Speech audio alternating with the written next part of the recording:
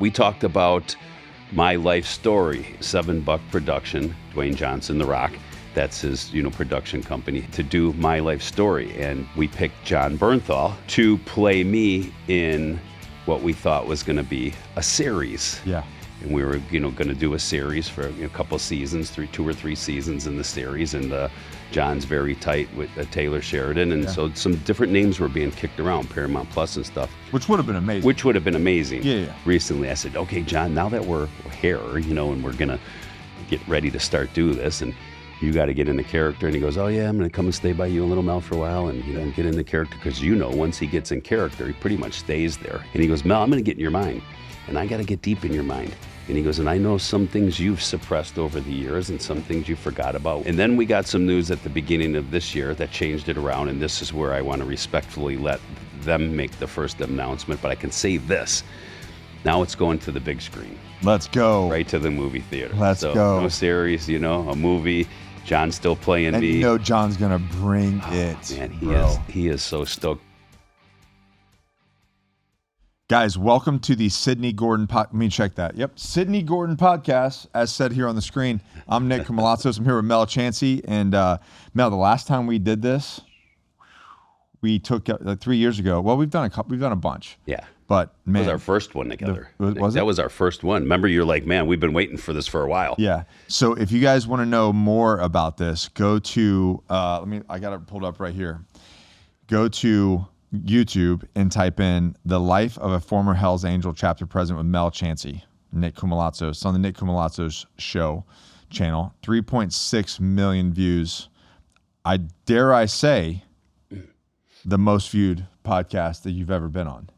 100%. More than Chris Cavallini's. Yes. More than John Bernthal's real ones. I love you, John, but I got you beat. For sure on that one. And it was crazy how that was kept climbing. It just kept. It's still going. And in 3 years ago, we didn't have. You didn't have his biggest following. No, I didn't have his biggest following. It was. It was a good one though. That was 2 hours, huh? Yeah. So we told a little bit of the story, your story there, but some big news has dropped in conjunction with that story. For those that don't know, it has. So tell us what you can tell us. Okay. So we talked about my life story and $7 production, Dwayne Johnson, The Rock.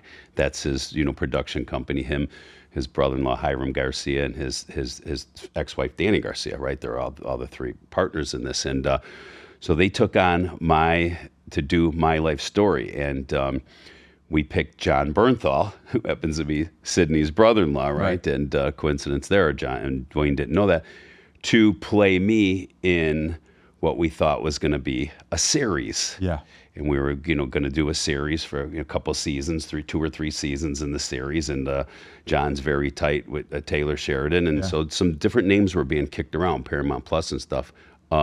Which would have been amazing. Yeah. And then we got some news at the beginning of this year that changed it around. And this is where I want to respectfully let them make the first announcement. But I can say this. Now it's going to the big screen. Let's go. Right to the movie theater. Let's go. No series, a movie. John's still playing me. And John's going to bring it. Man, he is so stoked. Dude, we got a funny John story because when Dwayne picked him he said, I got this guy and he can play you, and he's a great producer, great mind, great actor. He can play the old you, Mel, when you're the gritty you, and he can play the new you where you're at, where you're at. And I said, okay, who is it, DJ? And he finally told me, and he goes, John Bernthal. And me and Little Mel was in the car with me. We chuckled. And he goes, what are you laughing for? He goes, wait, you know him? I said, yeah, I know him. But I'm going to tell you how I know him, And then I said, hey, listen, he's my core medical. He's my partner, Sidney's brother-in-law.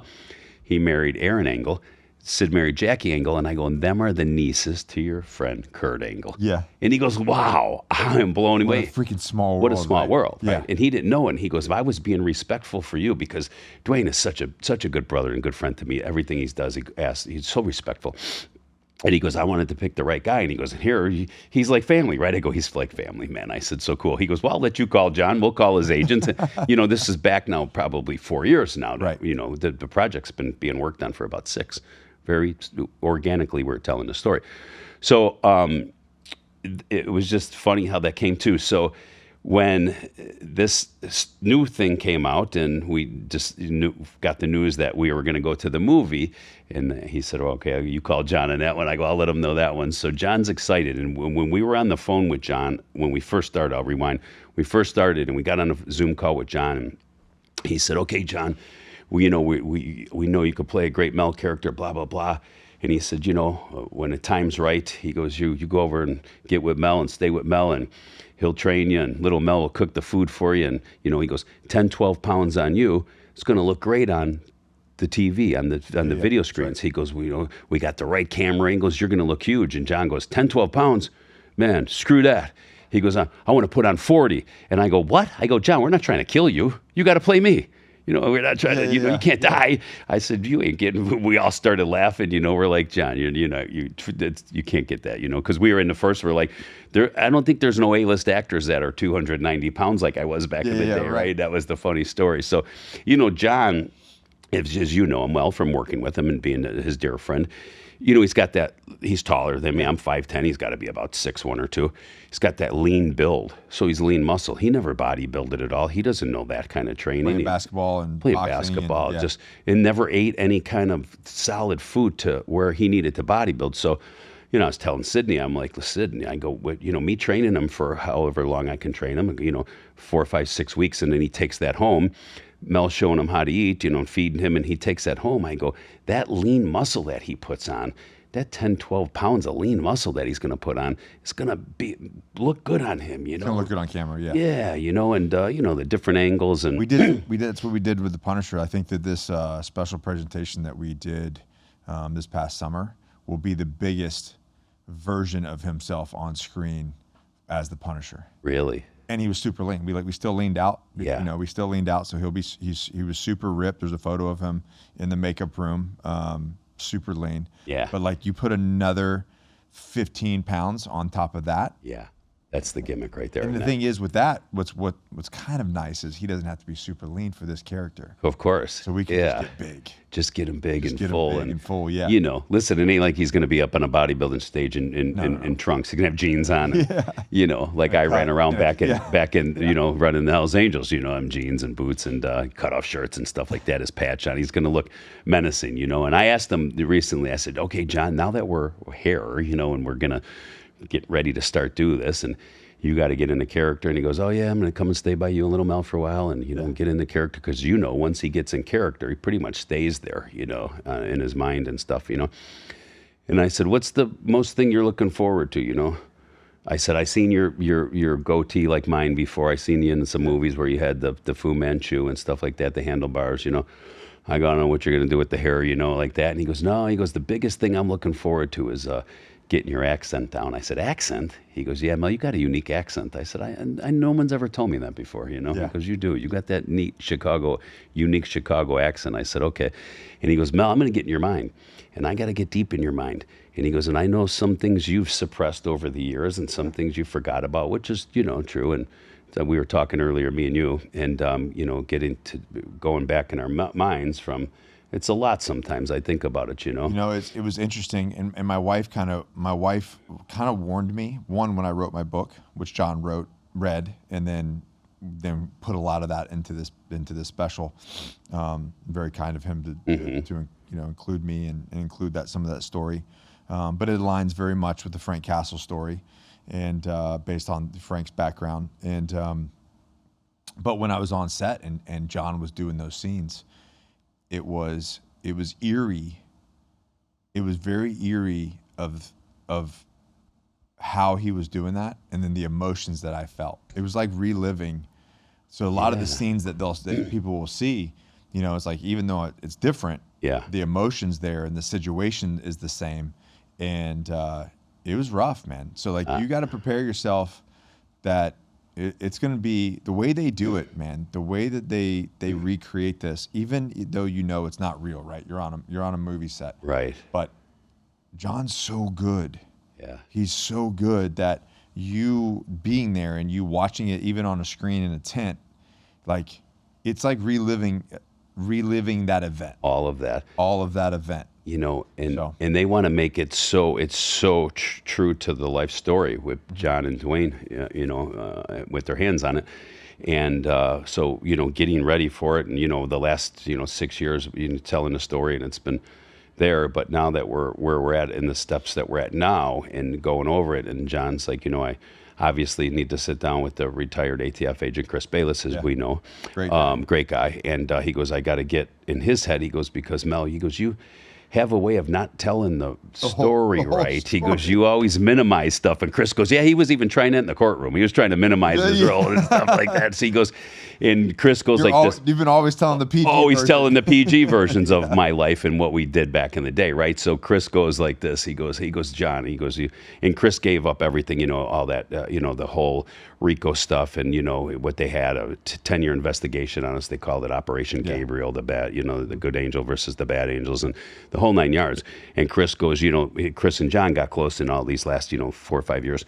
And he said, yeah, he goes, we'll sit with me when the time's right. He goes, because I'm going to show you a little bit about asshole Mel, right? And, nobody, Chris says that. And he goes, Mel don't like to get, down and dirty with some things. And I said, yeah, I get it. But John goes, I'm going to get in your head. I go, well, good thing, John, you're playing me. And, I made a bunch of bad decisions during the day. But, we were just talking about the likes of guys like Whitey Bulger and Charles Manson, psychopaths, right? I said, good thing I wasn't that, and you got to get in my head, and it's a dark place. I go, you go in there, you might not come out. You might not come back out, right? I just made some bad decisions and got involved in some violence. I go, but I was never that guy, that psychopath guy. I just was, we were biker on biker violence. We thought it was okay back in the day. So I don't know if you can say, but are you gonna see both sides of Mel in this thing?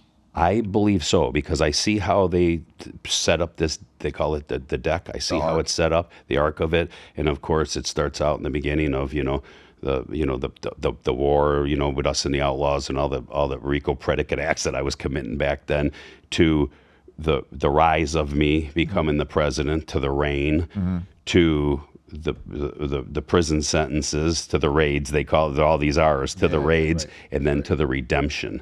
Yeah. So definitely ending in where I'm at now with my walk with the Lord. It's going to be interesting. The redemption part of what I, did with my life when I came home from prison, right? And I tell everybody that. They're like, Mel, you did such an amazing job. And I say, well, I have to give the credit to my Lord and Savior, because if it was just up to me again and you gave me the wheel of the car, well, I'd still be in the strip clubs making illegal money and doing everything, because that's what I did. Yeah. And I never wanted a job, and I never wanted to live the white picket fence and the whole 9 yards, which I laugh now because my home has the white vinyl fence, and I have 2 grandbabies, and my daughter's 40 these days. And loving it. I'm loving it. Me. I wouldn't, I mean, we've been on many podcasts together. I remember once you said, Mel, you truly are a guy who says he found the Lord and is true about it and did a 180 in your life. It's funny because you see people in the internet. You'll say like, you even told me that, like, oh, he's faking. This is all an act. Yeah. I'm like, bro, you can't.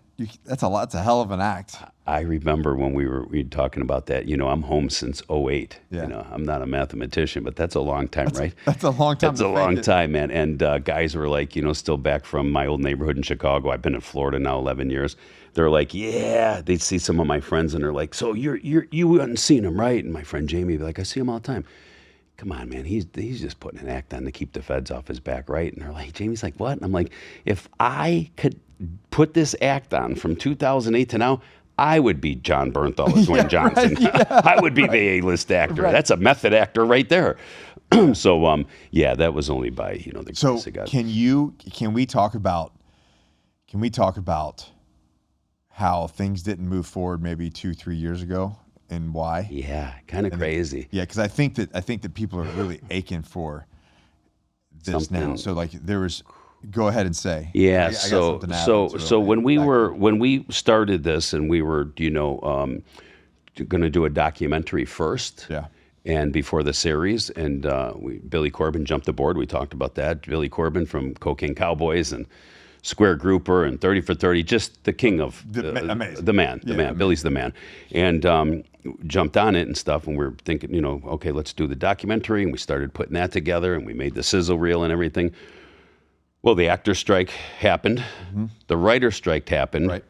COVID obviously was going on, Yeah. and then the different administration came in, so to say, right? And so the popular things became the LGBTQ and and all that stuff, right? And a story that DEI and yeah.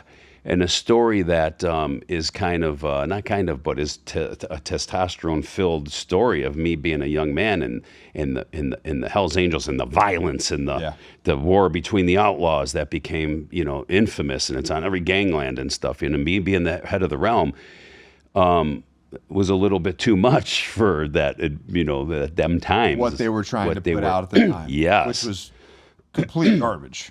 Complete garbage. And the results showed. The results showed. Yeah. I mean, they forced a lot of stuff down our throats, right? Yeah. Back in them, Yeah. in that old administration. I'll keep it that way. Politically, I don't ever have a horse in the race. Number one, I can't vote. I can't get my rights redone because of RICO. Yeah. So I can't get the gun rights back. I can't get the voting rights back. I love the country. You know how tight how close I am with the military. Yeah, of course. Because all my family served. As everybody knows, a question I get a lot Well, is you like, served time. federal, yeah, I did serve federal, federal time. But people ask me all the time, like, Mel, how did you get so involved with the military? Why are you such a, military guys? Why are you such a big supporter like that? You never served. I said, well, my dad was in Korean War. My uncle was in Vietnam. All my boy cousins were Afghanistan and Desert Storm, and I joined the Hells Angels. So I went on a different route. You know what I mean? And but for service, man, I love our country, God and our country. I knew God. I was born in a strict Catholic home. I was an altar boy, a student council. I was the least likely guy to join a motorcycle club, right, and become what I did. So I say that's why I am so close with the military and stuff. Our guys, and then of course. I come over with Core, and lo and behold, a month after I'm here, you're the first person that we get to kind of come and Rocco Vargas, Yep. And then you, and then I'm like, wow, I'm getting to meet, these guys that did so much for our country. It blew up. It just blew up. Yeah. And I say all the time, I'm in these rooms with your guys like yourself and these guys, and I say, man, I'm in a room with 10 dudes, and this is the safest room I think I've been in my life, and I've been in a lot of clubhouses with a lot of hard dudes, right? Bad dudes, but military is different. So I say that to say this. So the timing, and I used to say to my dear friend that is running this project over at $7 Productions, his name's Frankie. It's like my little brother. When he first started this for me, 6 years ago, he started calling me. He goes, I'm your prospect. I'm here to take notes and, debrief you, and I'm your prospect, And when we were, thinking about pitching this, and Billy was like, there's nobody that wants this right now. It's just not a fit. And Frankie'd be like, man. And I'm like, okay, it's all right, bro. God's timing. Yeah. He's got a plan. Yeah. And it's going to be when he wants it. And if this is to just reach one person that's in that rock bottom right now, just one out of all these big players that are here, then that's what the gimme is, right? It'll happen when it happens. It'll happen. I said, Frankie, Mel Chancey from the south suburbs of Chicago, who grew up in a very strict, Italian home, didn't put John Bernthal together, $7 Production together, Dwayne Johnson together, because I got a cool haircut. I said, so you ain't fabricating all of this. No. In one go. You can't. I mean, you can't even. Sometimes I sit back and I'm like, is this happening? Like I'm on the phone with these people now discussing to the stuff that I'm not going to say just yet because I want to let them make the announcement of where this is going to go to. And I'm like, wow. And now these people are involved. And I'm like, wow. You couldn't even, if you would have told me this 10 years ago when I was still a believer, I would have been like, come on, man, that ain't happening. And, and now I'm just blown away by it. But I see, because when we did our podcast 3 years ago, okay, me and Chris Cavallini he was the first one I ever did it with, right? And then we did ours. And the people that had seen that, Nick, and DM'd me, every time I opened up a DM and I'm listening to somebody with these messages, and then I go look at their profile, they're a member in this club, they're a member in this street gang, they're a member in this Italian Wise Guys. They're reaching out to me because they said, we want to know. We seen something in your eyes in that podcast. We either heard about you back in the day, or some of them said we knew who you were back in the day because you were in our opposite rival. You were our rival. we knew you were a jerk off. You know what I mean? We knew you were a bad dude and stuff. And now you're talking like this. And we seen you on Nick's podcast and you're talking about the Lord like this. They're reaching out to me. Next thing I'm telling them, hey guys, this is too much to type. Here's my phone number. I'm getting them on the phone, and now they're part of the devotional team and gave their life to Christ. And so I say, all right, Lord, I see the platform that you are building and allowing me to be a part of, because what's coming to me is like, I use Tim Tebow as an example. I love the dude. Never watched him playing sports.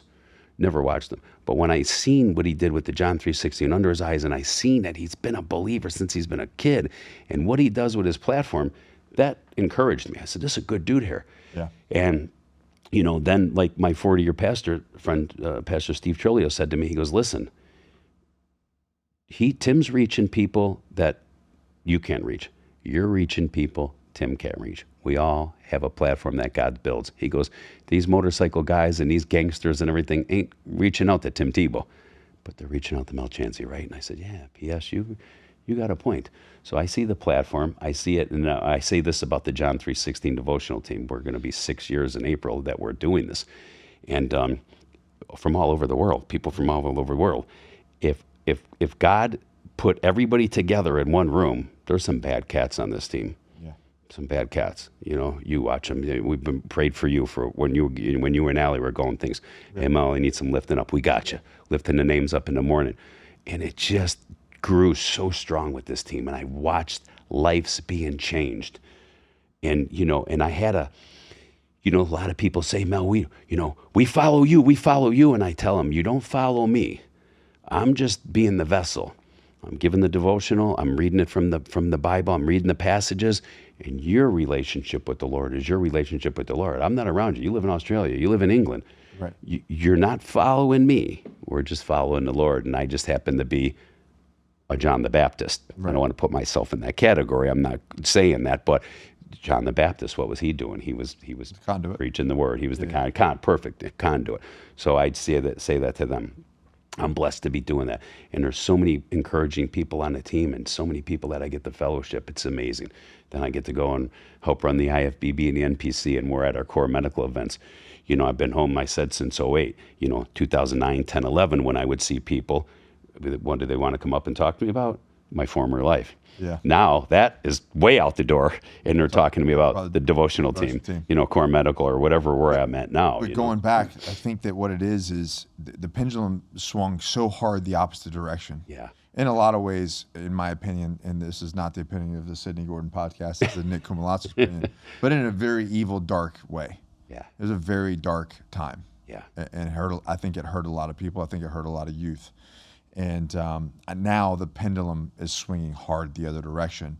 And it's interesting, the timing of telling your story, because, I think people are craving testosterone and Jesus. Yeah. You know what I mean? What a combination. Yeah. Right? Maybe that should be on a t-shirt. We should get that on a t-shirt. Testosterone and Jesus. I like that, for real, bro. For real. Because, that's... we have to stand on our own as men, right? Yeah. And, when you try to take that out of a man, then that's not good. And then, and there is a testosterone epidemic. That's the reason why that's how we know each other. That's what Core's thing is. And we're trying to optimize people and get them to live a better life. But it's amazing how you optimize that, you get them healthy, and then all this kind of stuff, things kind of start happening on the back end. But I think that it's amazing that this deal got done at the time that it did, because I do believe that people are just like, the time is now. Yeah. Time, like, you see more people connecting with their faith. Yeah. And connecting with the Lord more than ever. Huge right now. They say Bible sales right now are at a mark they've never been ever in life. Isn't that amazing? And the Bible says, Christ says before he comes back, that the gospel will be preached to all of the earth. Yeah. All of it. How many years ago did, maybe Somalia, they didn't have tablets or whatever. They didn't, before all this social media came out, there was no Bibles that were allowed there. How could you, how Christ being as fair as God, or a fair God, you can't judge somebody if they don't know the word, right? They have to know the word. Yeah, it's interesting. I think the harder physics, right? Mm-hmm. With every action, there's an equal or greater action to go on the back end of that. So I think that they pushed this stuff down our throat so hardcore that I really do believe was a really, really evil agenda. Oh, to hurt people. no question And, about you it. know, and control, and the things that they were pushing was just dark and demented, Mm-hmm. and unhealthy. I mean, they were hurting people, and I'm not going to get into specifics. I'll let you connect the dots, but Yeah. really hurting people, Yes. right? And I think that when you do that through physics, it's proven Yeah. that the opposite is going to happen. Like there's going to be almost like a rebellion, like a push back. Yeah. Which in a lot of ways, I'm like, good. Right. You should get connected to your family more. You should be the very best version of yourself. You should go get a dang blood test and see where your hormones are at, because like that could be a big portion of why you feel disconnected and why you don't feel the way that you're supposed to do. So the timing of this story being made is really beautiful. Amazing. And I know that probably for you it was kind of, and I know you have faith, but even then sometimes it's like, oh man, this is hard. Like this has been a long 6 years. 6 years. Like it know? has to be like grueling a little bit to be like, and then we're gonna go this, and then that gets shut down. We're gonna do this, and that gets shut down, and you're just in it. Yeah. And to hit this milestone where they're starting to spend money. Right. Yeah. Now it's in the right. Now it's now it's in that direction where it's going. So, I always say this. I always term this, and I say there's no coincidences in the kingdom. Right. No. I mean, look at what we've seen just in core medical with me and you in the last 8 years of being here. Yeah. Just the doors that opened in this person and that look person. Look at our lives. Just look at our lives and the return of investment on life in the last 8 years. For sure. It's been I'm so incredibly thankful to this mean, group of people. How about we were just talking, we stopped at our jeweler friends here in town, Peter. Jewels in time, Peter, we love you. And, we both got watches on from Peter. So Peter never met Nick, and we stopped over there, and, he read Nick's book, and Nick wanted to meet him. So we were talking in there, and I said, I'm 56 now.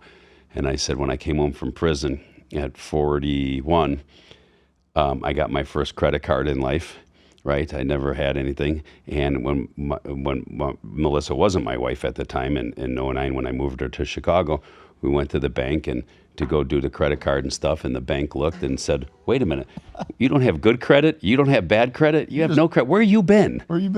And I go, I just haven't been around, right? I wasn't filing no taxes. Mel telling the PG version again of the story. Yeah, the PG. Everything I did was cash, and I didn't know what a credit card was, and all my underhanded business was cash. Like, hey, can we pay you for that in credit card? No. What are you nuts? Like, so and it's funny because now here, me and Melissa got the perfect credit score, the house with this. So I always say no coincidences in the kingdom. If you would have, rolled me back to 20-something years ago and said, this is your life, here's where you're going to be, could have been the Lord himself standing in front of me, and I would have been like, come on, you're just pulling my chain, like, because, I never seen myself doing any of the stuff like that.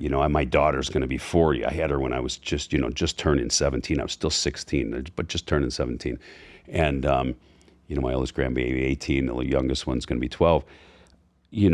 I just the family, and I used to say to the guys, you got the family and the white picket fence. They're like, yeah. And I'm like, I'm good. You know what I mean? Like, I just want to run through chicks and be young and make money, and just, I got bit by the bug of the violence. That ain't it, though. No, you couldn't pay me. Funny thing is, I had a meeting in Tampa over the weekend, Friday and Saturday, and ended up right at this hotel, right across the street from my dear friend's club called the Dollhouse. Okay. My friend and his wife, I've had many people in this for years, and I've been friends with him and his wife many, many years.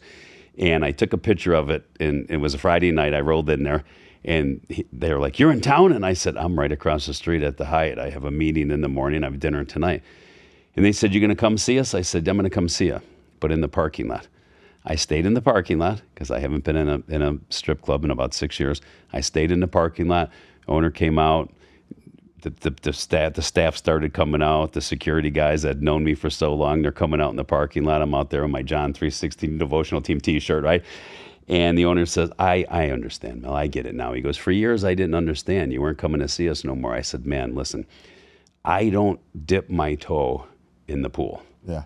Because if I do, I'm going to dive in. Yeah. I don't ride a motorcycle. I don't go to gentlemen's clubs anymore. I don't do all the stuff that I used to do because I don't want it to be a trigger for me.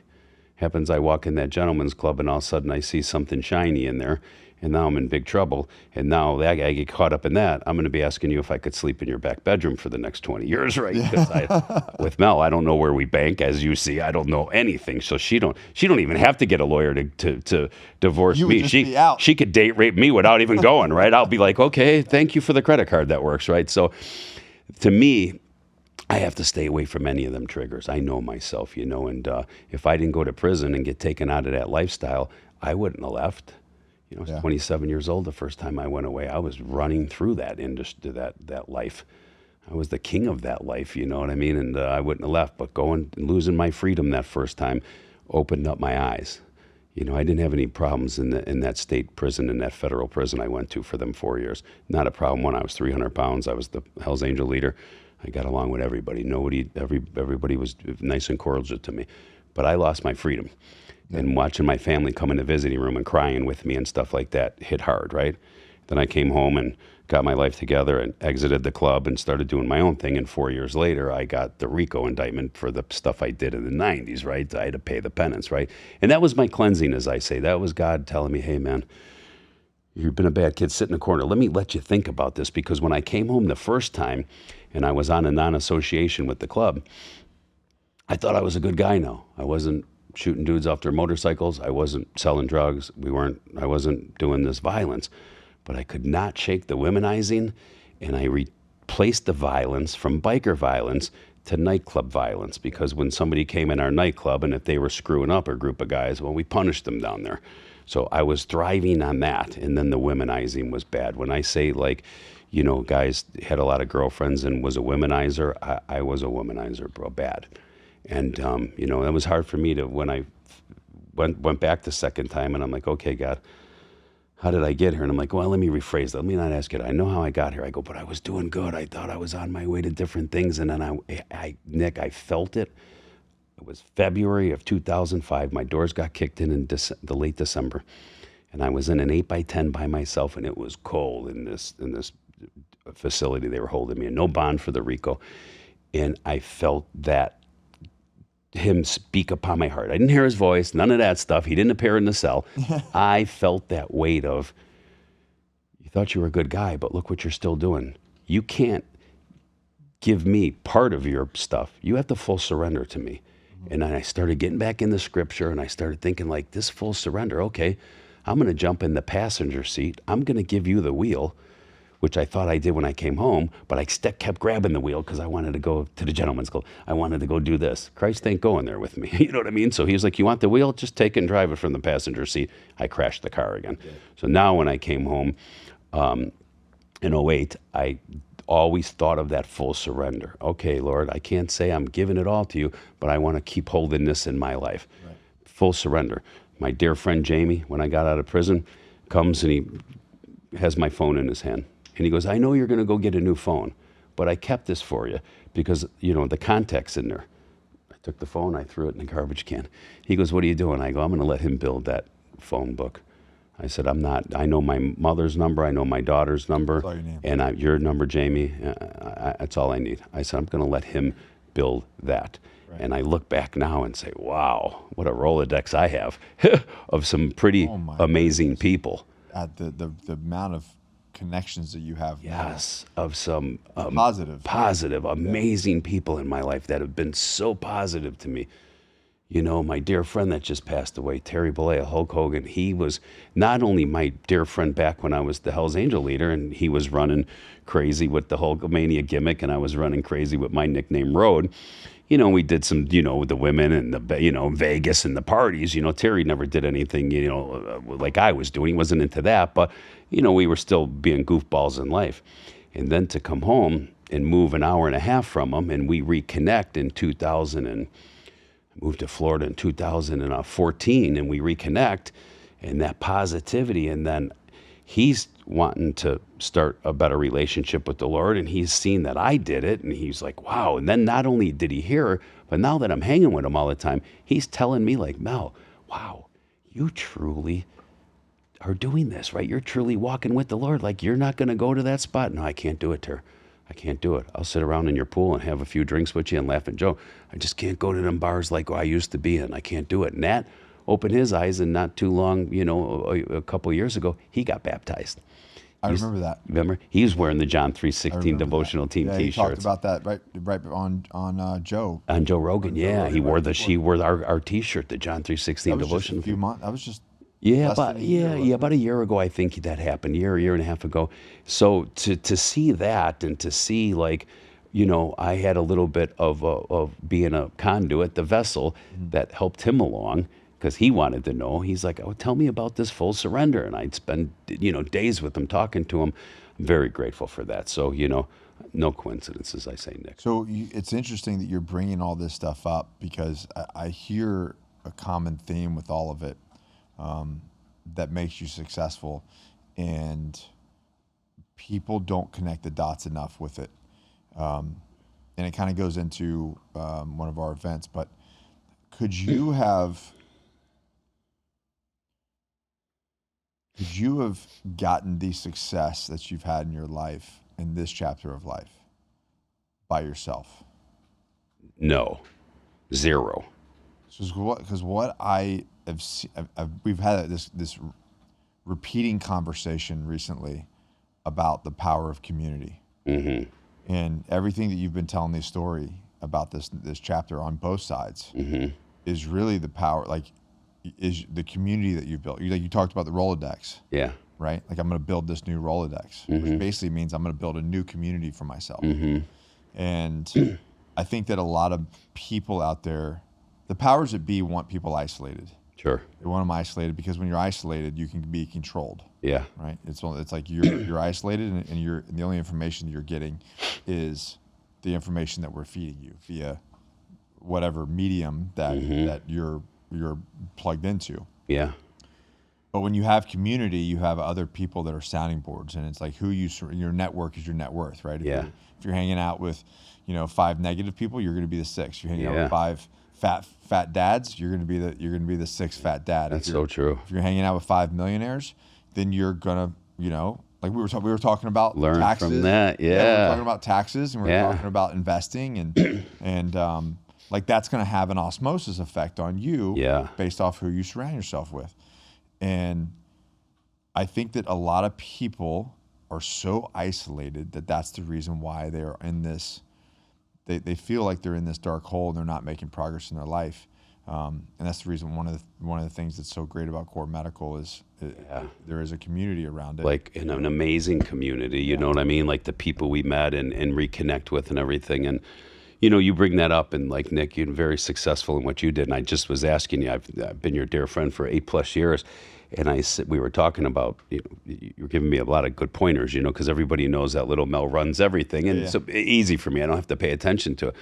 And I said, wait, when you came out of the service, I go, you didn't have nothing, right? You go, no, not a thing. Not a thing, man. It's broke, and it's not about, the financial thing, but you got a good crew around you. Yeah. From your wife to your children, to Johnny Slicks, the community. Whole team, So it is very important to have that good community around you. I could never do it. If I had, and I say this, and Mel knows this, I had some amazing, great women in my life. I spent a lot of years with girls. I had a girl through all this stuff, 8 years and 6 years. I had multiple of them, but they were good women to me, right? But I wasn't ready at the time. Yeah. I could have met Melissa back in the day, and I would have blew that. Yeah. I just was not ready for any kind of commitment. Thank God I didn't. Yeah. And without her in my life, I mean, she's so positive to me. In times that I sometimes wasn't positive.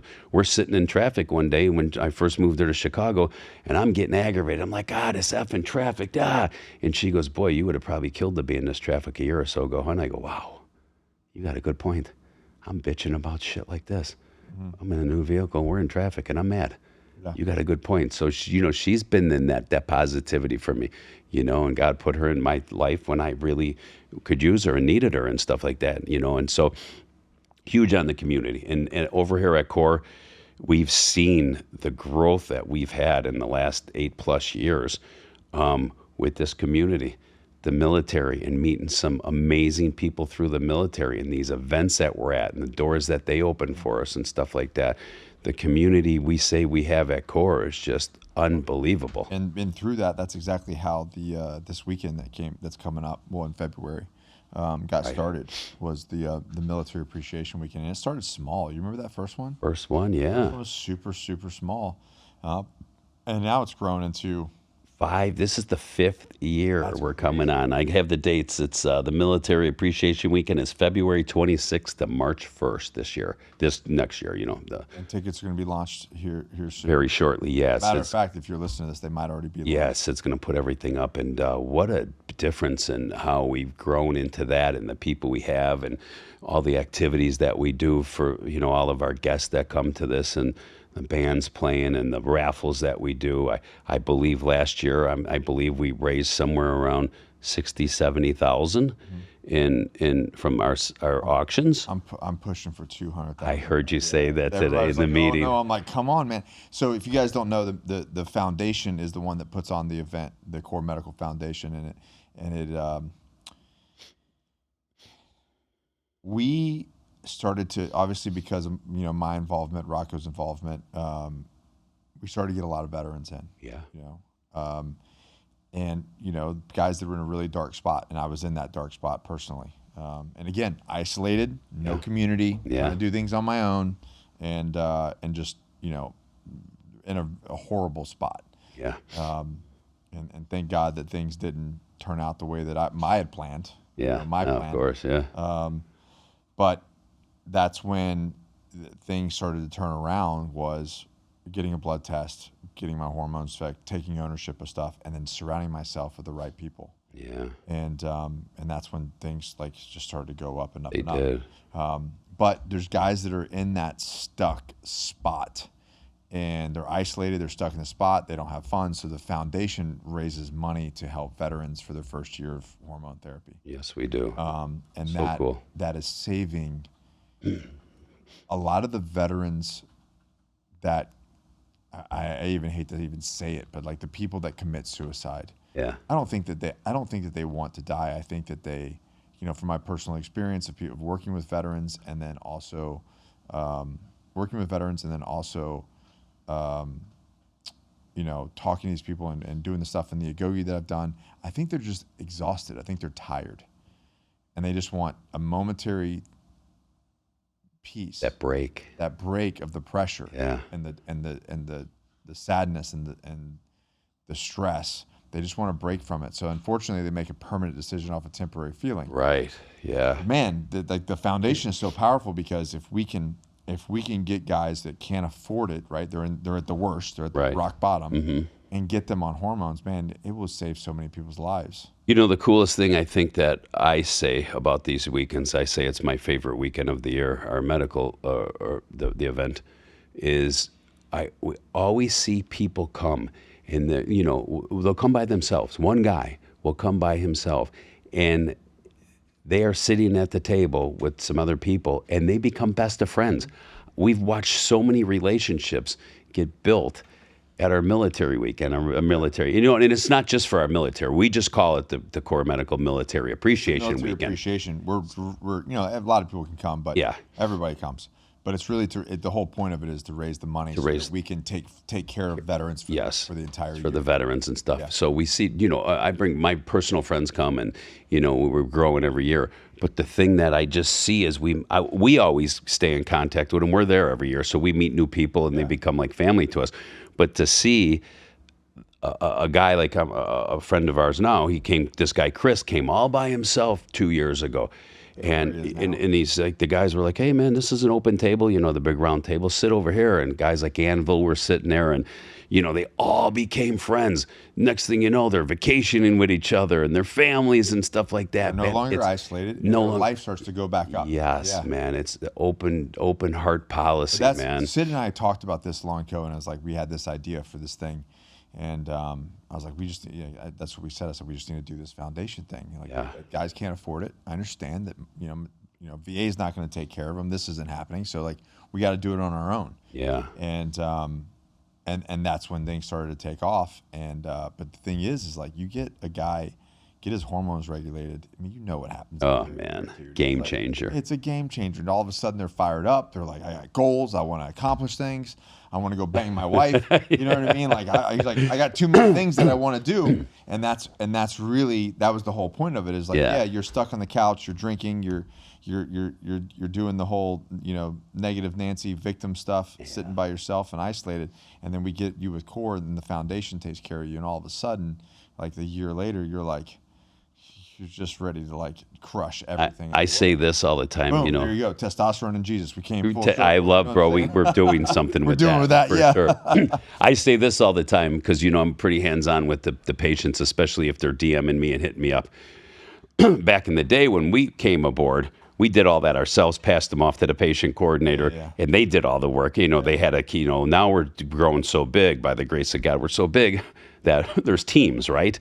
But I still talk to the people that come in. If I meet them at a bodybuilding show or I'm meeting them somewhere, I still talk to them. And if I had $1 for every time the wife got on the phone with me after he's 4 or 5 weeks into his protocol got on the phone and said, "Thank you for giving me my husband back." That's right. And I chuckle and I said, "Listen, he was always there. He just needed a little help. He was insufficient in the hormones, right?"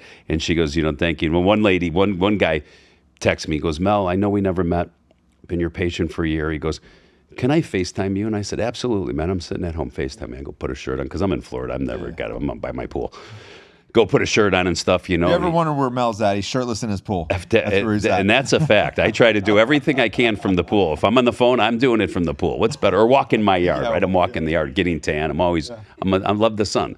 So anyways, I said, "Sure you could." And he FaceTimes me and stuff and said, "I wanted to introduce you to my wife," and introduced me to my wife. And I said, "How are you?" She goes, "Good, Mel." She goes, "We just want to thank you, Mel. You really took your time with my husband, and you really, and now he's 4 or 5 weeks into the protocol."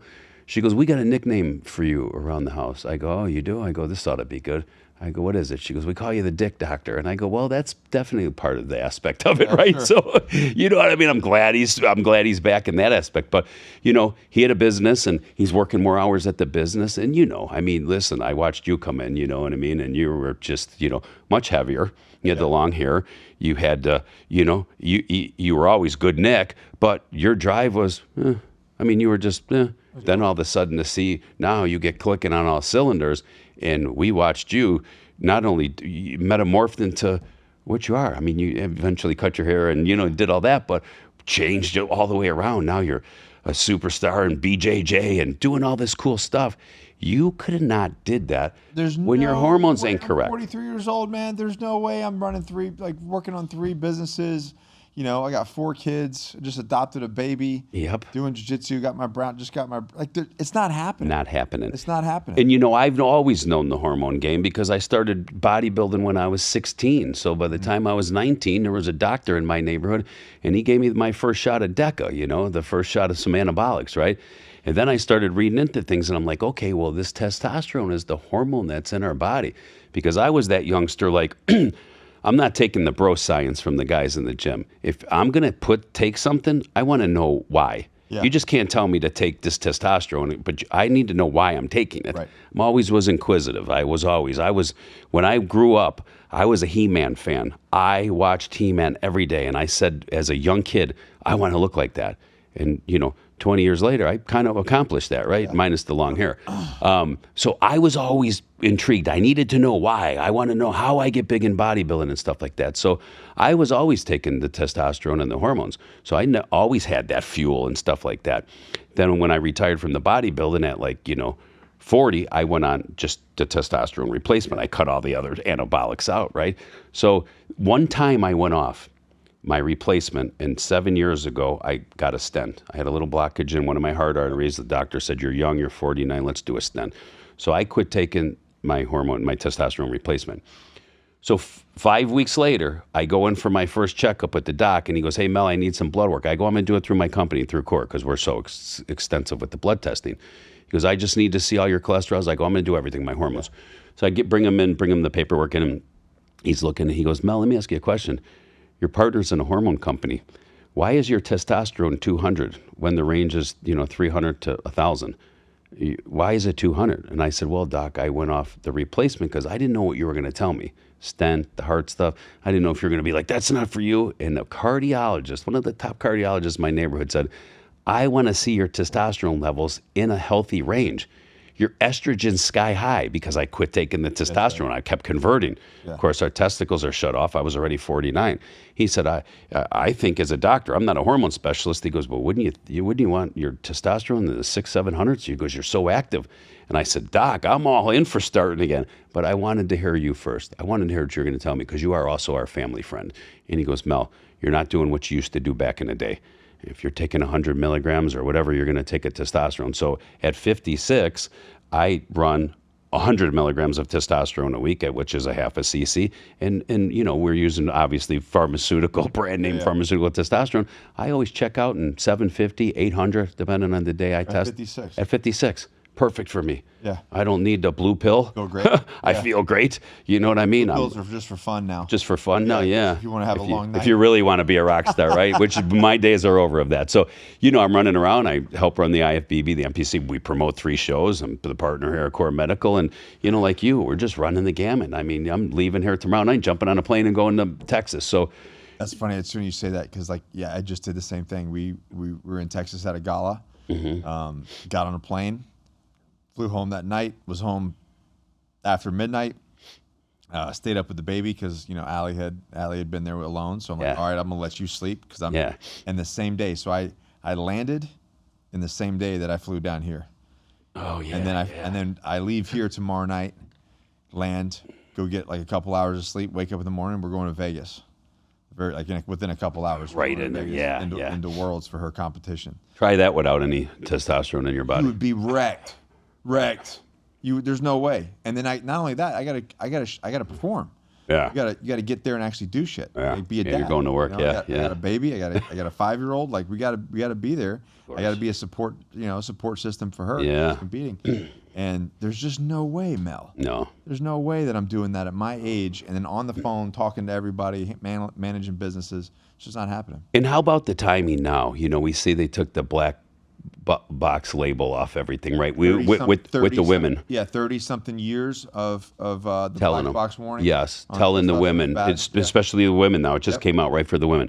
You don't take any hormones, don't take no estrogen, don't take any testosterone. This ain't what you need. There's this warning label on it. Now they just come out and say, we made a big mistake. Oops. Wow, a lot of women got sick from not having their hormones into play. A lot of women got this, a lot of women got that, And because of birth control and because of all the stuff that's been going on and they're pushing these, like, my wife's a big component for hormone replacement therapy in women. She's 40 now. And, the IVF that we did so many rounds of IVF with Dimitri, our 5-year-old, and then also with trying again after him, that didn't work. That's why we adopted. But at some point, and then I had a vasectomy reversal. Yeah. I don't condone vasectomies or reversals at this point. Like, don't mess with your junk. Just leave it, right? Just leave it alone. Yeah. You went in there twice, bro. Yeah, wow. Man, don't do it. Don't do it. Oh, I went in there 3 times because we did IVF. So they went on the one side and then did the epidectomy where they take the sperm out. And that's how Dimitri was born. Oh yeah. Okay. So, anyways, don't mess with it, guys. Don't mess with it. They're actually seeing now that. Just that amount of trauma could give you type 1 hypergonadism. Yeah. Just by messing with the testicles in general. So just leave your stuff alone, man. For sure. Leave your stuff alone. Sure. Stay clean. Yeah. God made you perfect. He didn't make no mistakes. He didn't make no mistakes. Right. Yeah, for sure. Stop dicking around with it. Yeah. Unintended. Yeah, for sure. That was But legitimately, there's no way at 56 or 43 the amount of stuff that we're doing that you're doing this stuff and you're having the quality of life that you're having. I love when we get a new patient in and he has no idea, never took any testosterone, because we know a lot of people that did back in the day, abused the hormones and had no idea. I say the typical. Definitely not in special operations. No, you guys are clean. That's definitely there's nothing happening there. Yeah. So, I call him the guy, the banker, the guy sitting behind the desk and stuff. He has no idea what testosterone is from a bowl of oatmeal and stuff. And I tell him, okay, let's see when you come back in. You're calling me up. Something's got to be wrong. I said, because, that's why I tell people, hey, my friend wants you to call him. I go, have your friend call me. because don't waste my time having me call your friend. He's not serious about it. When he calls me, you're not going to go to the dentist unless you got a toothache, right? Right. Let him call me. Then I know he's serious. Calls me up. I say, okay, let's see where your blood work comes back and see where you're at. Blood work comes back. Most of these guys, even for young 40s, like you 30s, they're always 400 and under. It just, if the foods we eat, sapping the testosterones, right? So being sedentary, all that. All that stuff. So I tell him, okay, doc's going to get a hold of you. Going to do your telehealth call. Probably going to raise your testosterone to 800, 850, 900. You're only in your 30s. You know what I mean? I go, call me in 4 weeks, please. He goes, what? I go, I just want to hear how you feel because I know what you're going to be telling me. He goes, it's going to happen that quick? I go, it's going to happen quicker than that. It's a medication. It's going in your bloodstream. It's raising your testosterone. But just give it I want to talk to you at the 4-week mark because I know what's going to happen. And they call me and they're like, man, dude, what a difference. We are alert. I got rid of the brain fog. Finally, my stomach fat's leaving. You know what I mean? And I'm just got the energy now to do cardio. I had no energy to go to the gym. I love that guy that never had anything to do with anything because they're so appreciative, Yeah, the swing on it is so much more. Yeah. So well, at the end of the day, like this is what it comes down to: is like you need take ownership of your stuff.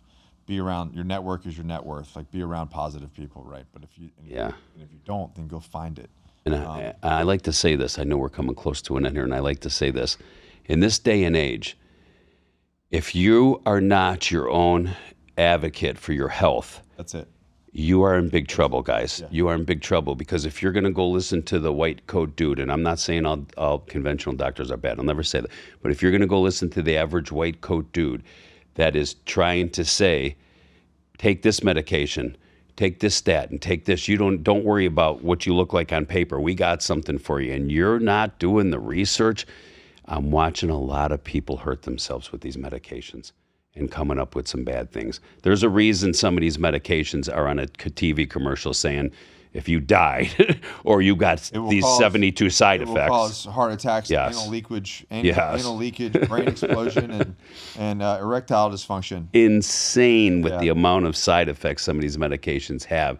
You do not need to be on them if you can fix it through your hormones and something in some a better way here, an alternative way. So I tell everybody, try that first. Get your blood test. You see what's happening. The blood tells the story. Yeah. Get your blood test. Stop listening to what they're trying to pump in your head. Now they got a new thing out. If your blood pressure is 120/80, now you're hypertensive again.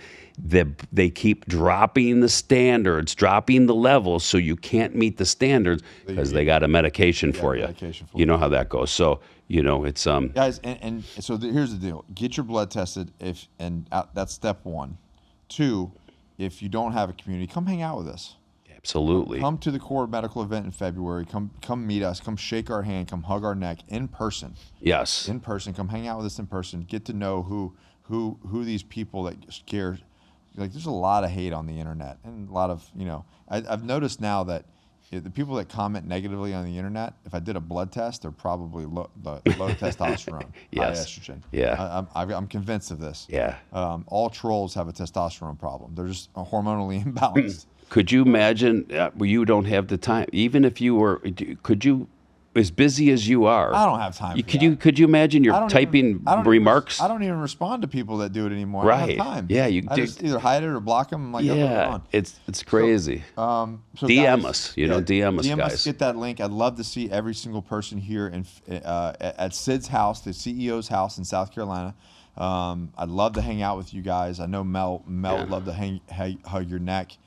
Go check out that link, DM Core Medical Group, and get that link and get signed up and come visit us in South Carolina, February 26th to the March. February 26th to March 1st. Yes, brother. Yes. And DM Nick. If you guys are following Nick, DM Nick. If you guys are following me, DM me. Our Core Medical website. Go and see it. This is an amazing event. It's not expensive to attend this. No. We eat most of the cost. And all the money goes to the foundation.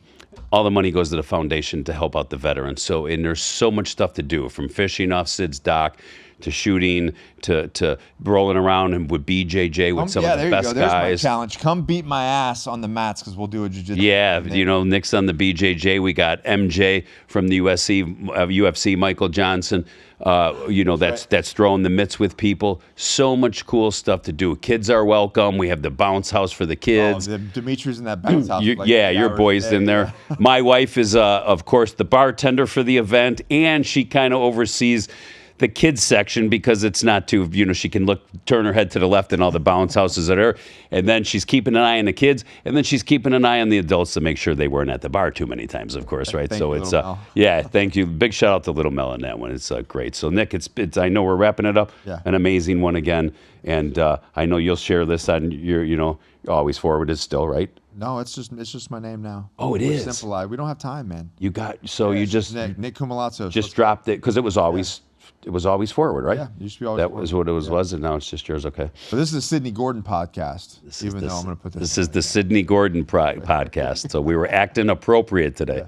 I hope we didn't do anything wrong, Sid. I love you. It wasn't intentional. We love you, Sydney. But guys, thank you so much for listening. And please share this with a friend that needs to hear it. And we'll see you in the next one. Bye, guys.